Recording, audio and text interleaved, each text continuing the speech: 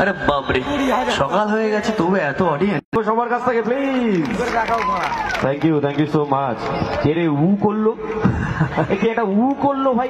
এই মুহূর্তে দাঁড়িয়ে উটা কে করলো? আমার সোনামন্ত্রীকে ভয় পাচ্ছকে তুলে পাঠিয়ে দিয়েছে গো। কি নাম সোনা?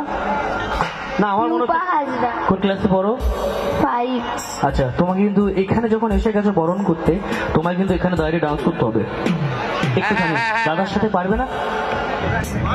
দাদা সাউন্ডটা